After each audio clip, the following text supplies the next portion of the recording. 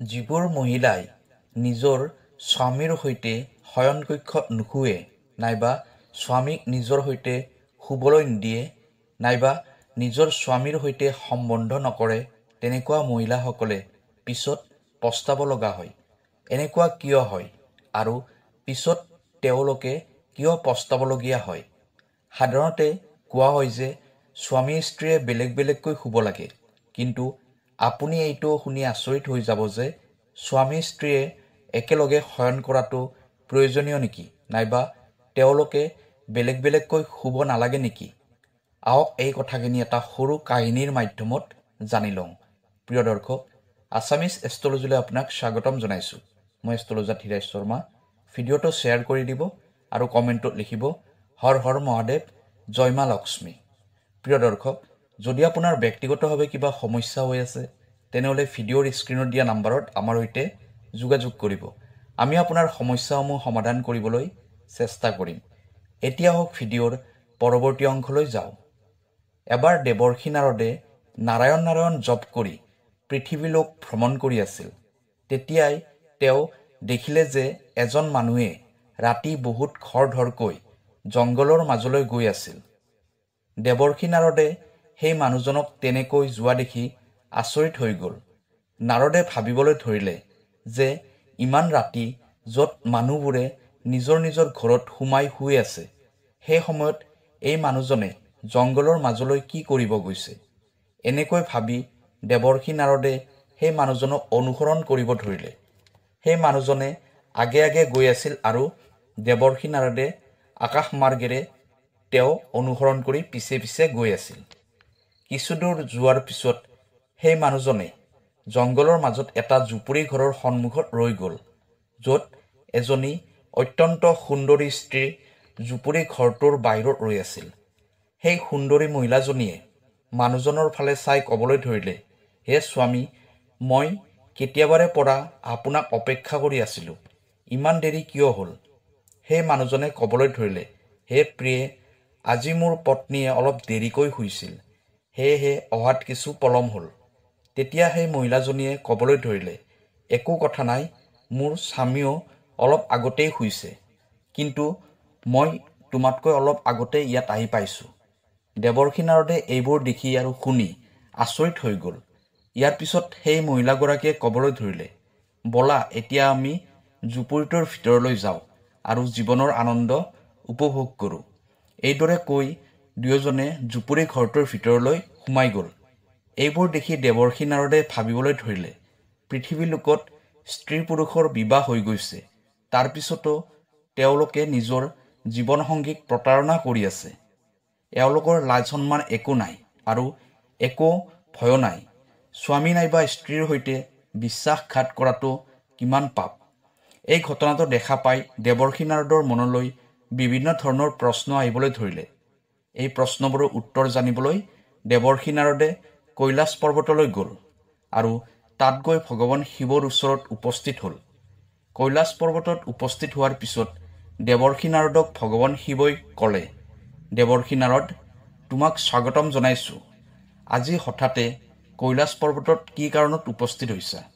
তেতিয়া নাৰদে ক'লে, হে প্ৰভু, পৃথিৱীলোক ভ্ৰমণ কৰি থকা সময়ত মই এটা বিচিত্ৰ ধৰণৰ ঘটনা দেখিছোঁ, যিয়ে মোৰ মনত দুটা প্ৰশ্নৰ উৎপন্ন কৰিছে। মই সেই প্ৰশ্নবোৰৰ উত্তৰ জানিবলৈ আপোনাৰ ওচৰলৈ আহিছোঁ। কৃপা কৰি মোৰ শংকাৰ সমাধান কৰক। ভগৱান শিৱে ক'লে, কি প্ৰশ্ন আছে তোমাৰ মনত? সুধিব পাৰা। তোমাৰ দুয়োটা প্ৰশ্নৰ উত্তৰ মই নিশ্চয় দিম। নাৰদে ক'লে, হে প্ৰভু, মোৰ প্ৰথম প্ৰশ্নটো হ'ল, স্ত্ৰীসকলে নিজৰ স্বামীৰ সৈতে কিয় শয়ন নকৰে? তেওঁলোকে স্বামীক নিজৰ ওচৰলৈ আহিব নিদিয়ে। মোৰ দ্বিতীয়টো প্ৰশ্ন হ'ল, মনুষ্যৰ জীৱনত কি তিনিটা ভুল কৰে যাৰ বাবে তেওঁলোকে গোটেই জীৱনটো পস্তাবলগীয়া হয়? লগতে যিসকলে এই ভুলবোৰৰ পৰা বাচি থাকে তেওঁলোকৰ জীৱন সদায় সুখময় হয়।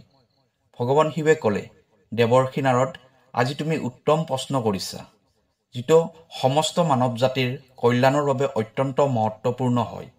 এই প্ৰশ্নবোৰৰ উত্তৰ প্ৰত্যেক মনুষ্যই জনাটো প্ৰয়োজনীয়। কিছুমান মানুহে যৌৱনত কিছুমান ভুল কৰি গোটেই জীৱনটো ধ্বংস কৰি দিয়ে।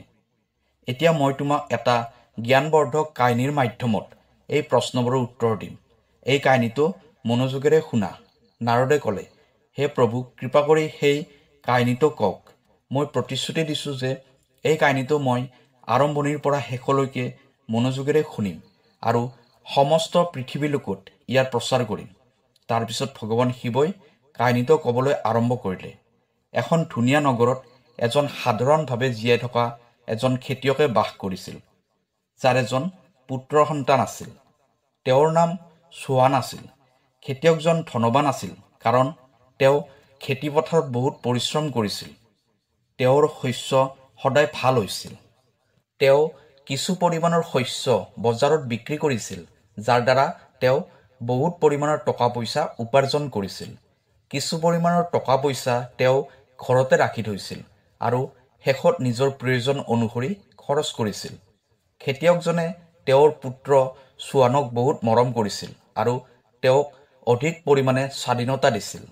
কিন্তু কোৱা হয় যে অধিক পৰিমাণে ল'ৰা ছোৱালীক স্বাধীনতা দিলে তেওঁলোকৰ ভৱিষ্যত বেয়া হ'ব পাৰে। এই কাৰণতে সোৱান বেয়া সংগত পৰি গ'ল। বেয়া সংগত পৰি তেওঁ জুৱা খেলিবলৈ ধৰিলে। নিজৰ কাম বাসনা পূৰ্তিৰ বাবে বেয়া চৰিত্ৰৰ মহিলাসকলৰ ওচৰলৈ যাব ধৰিলে। এদিন খেতিয়কজনে জানিব পাৰিলে যে তেওঁৰ ল'ৰাই ভুল পথেৰে গৈ আছে। তেওঁ জুৱা খেলে, মদ্যপান কৰে আৰু বেয়া চৰিত্ৰৰ মহিলাসকলৰ ওচৰলৈ যায়। এই সকলোবোৰ কথা জানিব পাৰি খেতিয়কজন বহুত চিন্তিত হৈ পৰিল। তেওঁ ভাবিবলৈ ধৰিলে যে এতিয়া মই কিবা এটা কৰিব লাগিব।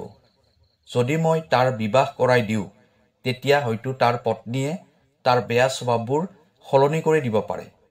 তেতিয়া তেওঁ ভালৰ ফালে আহিব পাৰে। সেইবাবে খেতিয়কজনে সোৱানৰ বিবাহ কৰাই দিলে। বিবাহৰ পিছত সোৱানে ঘৰতে থাকিবলৈ ল'লে, কাৰণ তেওঁৰ পত্নী অত্যন্ত সুন্দৰ আৰু ৰূপৱতী আছিল। কিন্তু কিছুদিন পিছত খেতিয়কজন আৰু তেওঁৰ পত্নীৰ বৃদ্ধাৱস্থাৰ বাবে মৃত্যু হ'ল আৰু ভগৱান শিৱই আকৌ ক'বলৈ ধৰিলে, হে দেৱৰ্ষি নাৰদ, আচল কাহিনীটো এতিয়াহে আৰম্ভ হ'ব। সোৱানৰ পত্নী অত্যন্ত সুন্দৰী আছিল বাবে তেওঁ বাহিৰত বেয়া চৰিত্ৰৰ মহিলাসকলৰ ওচৰলৈ যোৱা নাছিল। পত্নীয়ে তেওঁৰ কাম বাসনা শান্ত কৰিছিল, কিন্তু জুৱা খেলাৰ স্বভাৱটো তেওঁৰ যোৱা নাছিল। জুৱাত তেওঁ সকলোবোৰ সম্পত্তি হেৰুৱাই পেলালে। এতিয়া তেওঁৰ ওচৰত একোৱেই নাছিল। এদিন তেওঁৰ পত্নীয়ে ক'লে, আমাৰ ঘৰত এতিয়া খাবলৈ একোৱেই নাই। তুমি ৰজাৰ ওচৰলৈ যোৱা আৰু কিবা এটা চাকৰি বিচাৰি লোৱা, যাৰ দ্বাৰা আমি খাবলৈ এমুঠি অন্ন পাম। ভগৱান শিৱে ক'লে, হে নাৰদ, যদি কোনোবা ব্যক্তিয়ে ৰজাৰ ওচৰলৈ চাকৰি বিচাৰি যায়, তেতিয়া ৰজাই সকলোতকৈ প্ৰথমে সোধে যে তুমি কি কাম কৰিব পাৰা। যদি তেওঁৰ ওচৰত কিবা প্ৰতিভা আছে, তেতিয়া তেওঁ চাকৰি পাই যাব। কিন্তু তেওঁৰ ওচৰত যদি একো প্ৰতিভা নাই, তেতিয়া তেওঁক অদৰকাৰী মানুহ বুলি ভাবি বাহিৰলৈ উলিয়াই পঠাব। হে দেৱৰ্ষি নাৰদ, মানুহৰ বিদ্যাটোৱে তেওঁৰ চিনাকি, আৰু সোৱানৰ লগততো একোৱেই নাছিল। না টকা পইচা আছিল, না কিবা প্ৰতিভা আছিল। সেয়েহে এতিয়া তেওঁ জীৱনৰ এনেকুৱা এটা অৱস্থাত আহি উপনীত হৈছিল, যি সময়ত মানুহৰ ওচৰত পস্তাই থকাৰ বাহিৰে বেলেগ একোৱেই নাছিল। সোৱানৰ দুজন পুত্ৰ সন্তানো আছিল। তেওঁলোক বিবাহৰ বাবে উপযুক্ত হৈ উঠিছিল। টকা পইচাৰ বহুত প্ৰয়োজন হৈছিল আৰু সোৱানৰ ওচৰত এটা ফুটা কৰিও নাছিল। ঘৰ চলোৱাটোও বহুত সমস্যা হৈছিল। সোৱানে এটা টকাৰ বাবে হাহাকাৰ কৰিব লাগিছিল। তেওঁৰ শৰীৰৰ সকলোবোৰ শক্তি শেষ হৈ গৈছিল। এদিন সোৱানে কাম বাসনাৰে ভৰা মনেৰে পত্নীৰ ওচৰলৈ গ'ল।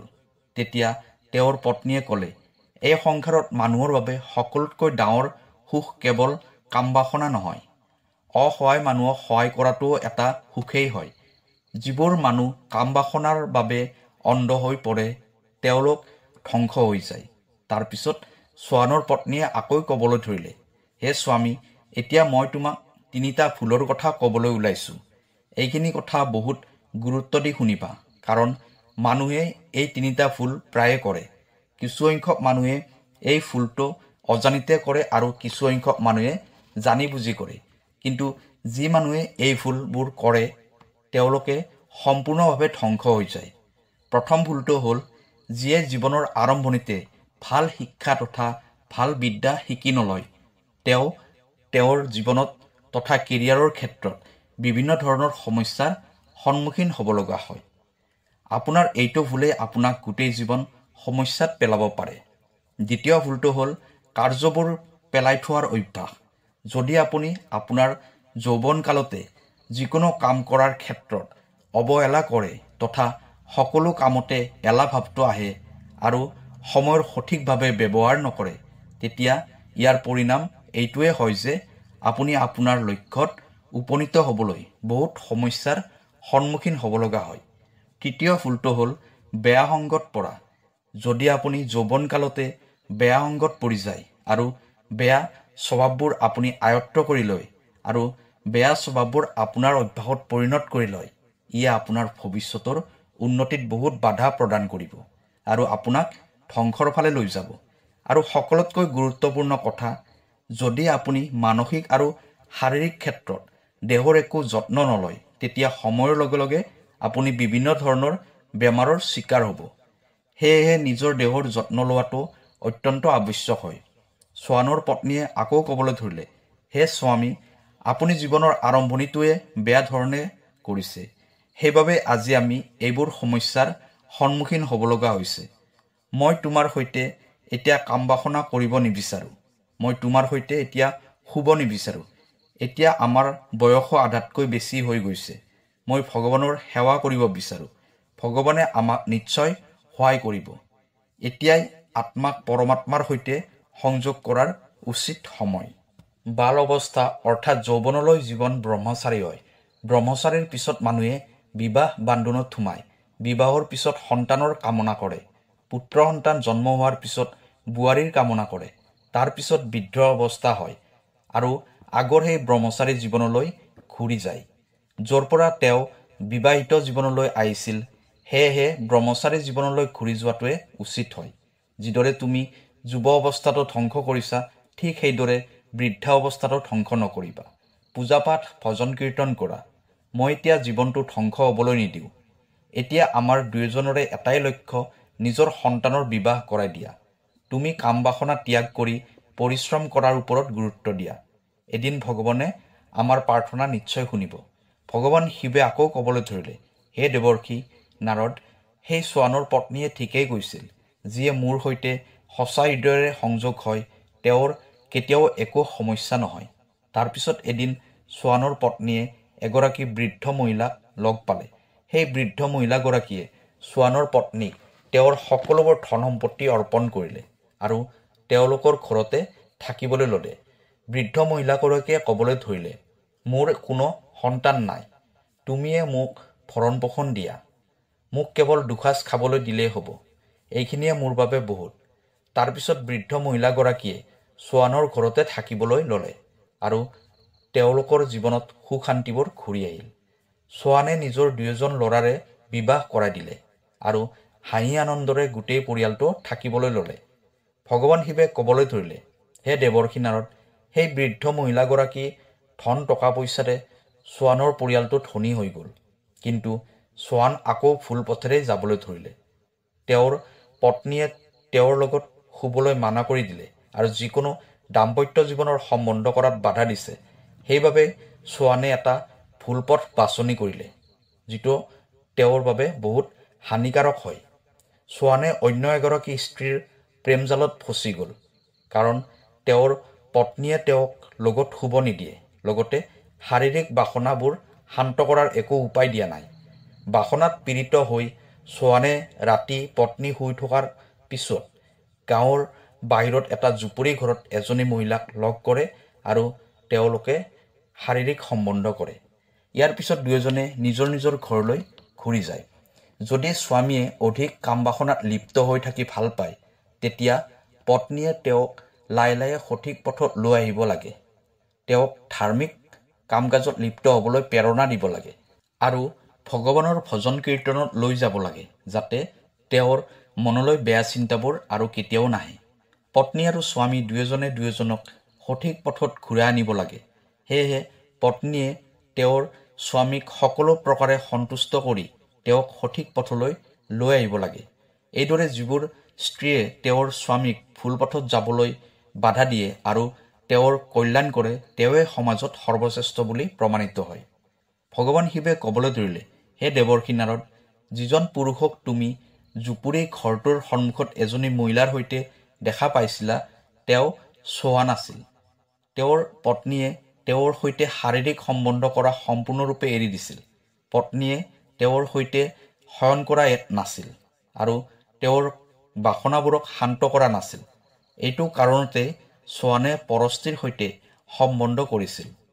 নাৰদ মুনিয়ে এইবোৰ কথা শুনি সন্তুষ্ট হৈ গ'ল আৰু নাৰায়ণ নাৰায়ণ জপ কৰি সেই ঠাইৰ পৰা প্ৰস্থান কৰিলে। প্ৰিয় দৰ্শক, ভিডিঅ'টো কেনেকুৱা লাগিলে জনাব। কাইলৈ আকৌ লগ পাম অন্য এটা ভিডিঅ'ত। ধন্যবাদ।